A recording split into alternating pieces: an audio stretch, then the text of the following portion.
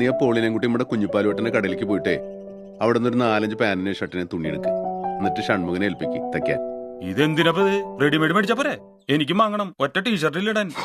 ഇവന്റെ ചാക്കോളത്തെ എപ്പോഴെപ്പോഴും ടീഷർട്ട് മേടിക്കാൻ വേണ്ട, ഞാൻ കൊണ്ടുപോയിക്കോളാം. പോടാ. വാടാ.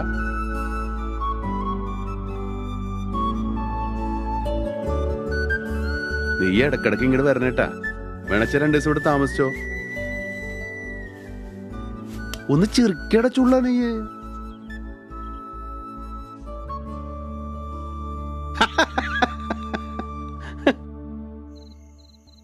SLC പരീക്ഷയുടെ റിസൾട്ട് വരണ ദിവസം എന്തുട്ടായി കാട്ടണേ?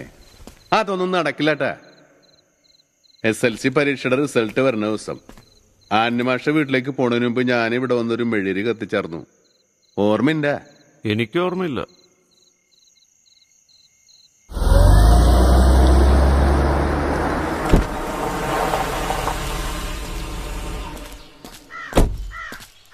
ആന്യമാഷില്ലേ?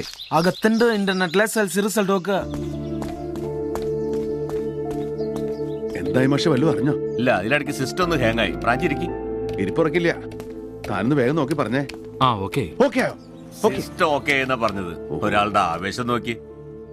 ഇത് തുടങ്ങിയത് സ്കൂളിന്റെ 100% വിജയം എന്ന് പറഞ്ഞിട്ടാണെങ്കിലും ഇപ്പൊ അവ എങ്ങനെയെങ്കിലും ജയിച്ചാൽ മതിയെന്നായി. ടെൻഷൻ പിടിച്ച് പണി തന്നെട്ടാ. നിവർത്തി ഉണ്ടെങ്കിൽ മനുഷ്യൻ ഇലക്ഷൻ നിൽക്കുകയും 10ൽ പരീക്ഷ എഴുതുകയും ചെയ്യരുത്. 100% ലിസ്റ്റ് നോക്കിയേ.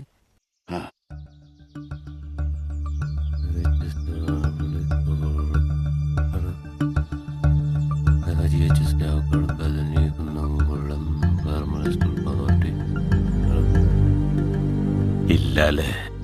ഇല്ല മാഷെ, എല്ലാരും പാസ്സായിട്ടില്ല. ജയിച്ചോരെ ലിസ്റ്റ് നോക്കിയേ.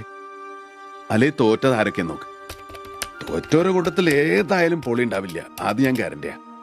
ചതിച്ചത് വേറെ ഏതെങ്കിലും കിടാളാവും മാഷേ.